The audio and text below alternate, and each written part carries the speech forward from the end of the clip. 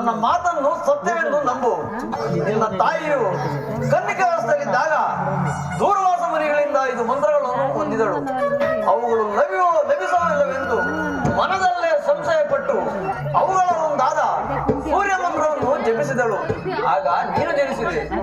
ಲೋಕಪವಾದಕ್ಕೆ ಹೆದರಿ ನಿನ್ನನ್ನು ನಿನ್ನ ತಾಯಿ ಗಂಗಾ ನದಿಯಲ್ಲಿ ತೇಲಿಬಿಟ್ಟಳು. ಆಗ ನೀನು ಸೂತರ ಕೈಗೆ ಸಿಕ್ಕಿದೆ. ಸೂತರು ನಿನ್ನನ್ನು ಬಹಳ ಪ್ರೀತಿಯಿಂದ ಸಾಕಿ ಸಲಹಿದರು. ಈಗ ನೀನು ಆ ದುರ್ಯೋಧನ ಆಸ್ಥಾನದಲ್ಲಿ ಮಾಂಡಲಿಕನಾಗಿರುವೆ. ಈಗಲೂ ನನ್ನ ಸಂಗಡ ಬಾ. ಅವರಿಂದಲೂ ಪಾಂಡವರಿಂದಲೂ ಓಲೈಸಿಕೊಂಡು ದಿವ್ಯ ಸಿಂಹಾಸನದ ಮೇಲೆ ಕುಳಿತು ನಾವು ಹೇಳಿದ ಮಾತು ಸತ್ಯವಾಗಿದ್ದ ಪಕ್ಷದಲ್ಲಿ ಆ ಭೀಮಾರ್ಜುನರು ನನ್ನ ನೋಡಿದಾಗಲೆಲ್ಲ, ಹೇ ಸೂತ, ನೀಚ, ಹೀನ ಕುಲದವನೇ ಎಂದು ಆಡಿಸುತ್ತಿರುವರಲ್ಲ ಪರಮಾತ್ಮ. ನಾನಿಂತಹ ನಮ್ಮ ವಿಚಾರ ಅವರಿಗೆ ತಿಳಿಯದೆ ದೇವ? ತಿಳಿಯದು ಕರ್ಣ. ನಿನ್ನ ವಿಚಾರ ನಿನ್ನ ತಾಯಿಯಾದ ಕುಂತಿದೇವಿಗೂ ಸಹ ತಿಳಿಯದು. ಆ ವಿಚಾರವನ್ನು ಈಗ ತಾನೇ ತಿಳಿಸಿ ಬಂದಿರುವೆನು. ಆಕೆ ನಿನ್ನನ್ನು ನೋಡಲು ಗಂಗಾ ತೀರಕ್ಕೆ ಬರುತ್ತಿರೋಳು. ಆಕೆಯ ಮನಸ್ಸನ್ನು ನೋಯಿಸಬೇಡ, ಸಂತೋಷಪಡಿಸು. ನಾನಿನ್ನು ಬರಲೇ ಕರ್ಣ? ಆಗಬಹುದು ಪರಮಾತ್ಮ, ಆಗಬಹುದು. ಪರಮಾತ್ಮ ನಿಂದಿಗೂ ಅಸತ್ಯನಾಡತಕ್ಕವನಲ್ಲ. ಲೋಕೈಕ ವೀರರಾದ ಪಾಂಡವರು ನನ್ನ ಸಹೋದರರೇ. ಧರ್ಮವೇ ತನ್ನ ಉಸಿರೆಂದು ನಂಬಿರುವ ಧರ್ಮರಾಯ ಅವನು ನನ್ನ ಸಹೋದರನೇ. 1000 ಆನೆಗಳ ಬಲವುಳ್ಳ ರುದ್ರಾಂಶ ಸಂಭೂತನಾದ ಭೀಮಸೇನ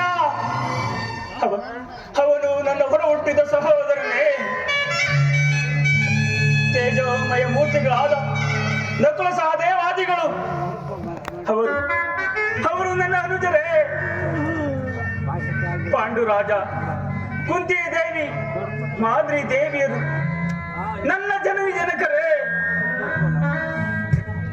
ಪರಶಿವನೊಡನೆ ಸರಿಸಮರಾಗಿ ಹೋರಾಡಿ ಪಾಶುಪತಾಶವನ್ನು ಪಡೆದು ದಶನಾಮಗಳಿಂದ ಕೂಡಿ ದಶ ದಿಕ್ಕುಗಳಲ್ಲಿ ದಿಗಂತ ಕೀರ್ತಿ ಜ್ಯೋತಿಯಾಗಿ ಯಾರನ್ನು ಯುದ್ಧಕ್ಕೆ ನಿಂತರು ಪರಾಜಯವನ್ನು ಹೊಂದದ ಆ ನನ್ನ ಪರಮವೈರಿ ಅರ್ಜುನ ಅವನು ನನ್ನ ಸಹೋದರನೇ.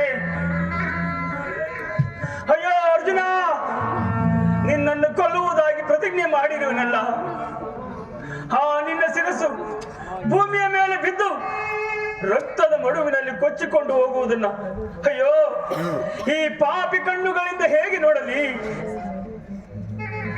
ಯಾವ ಪೂರ್ವದ ಪಾಪದ ಫಲವಾಗಿ ಸೂತನೆಂಬ ಅಪವಾದದ ಆವೃತ್ತಕ್ಕೆ ಸಿಲುಕಿ ಈ ಚಿಕ್ಕದಾದ ದೇಹದಲ್ಲಿ ಅಪಾರವಾದ ಬೆಂಕಿಯನ್ನು ತುಂಬಿಕೊಳ್ಳಲು ಸಾಧ್ಯವೇ? ಅಯ್ಯೋ, ಇದುವರೆಗೂ ಬಂಧು ವರ್ಗದವರು ಯಾರೆಂದು ತಿಳಿಯದೆ ವಚಪಡುತ್ತಿದ್ದ ನನಗೆ ಈಗ ಬಂಧು ವರ್ಗದವರು ಇವರೇ ಇಂತಹರೇ ಎಂದು ತಿಳಿದ ಬಳಿಕ ಎಂತಹ ಉಭಯ ಸಂಕಟ ಪ್ರಾಪ್ತವಾಯಿತು ದೇವ.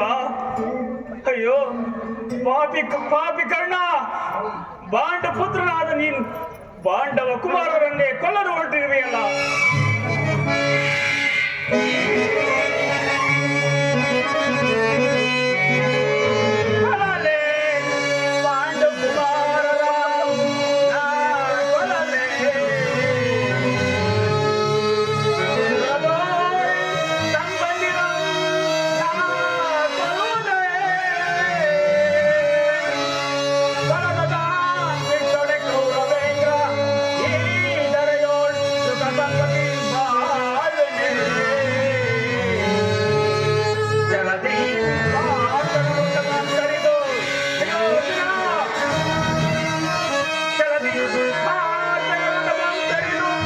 Swami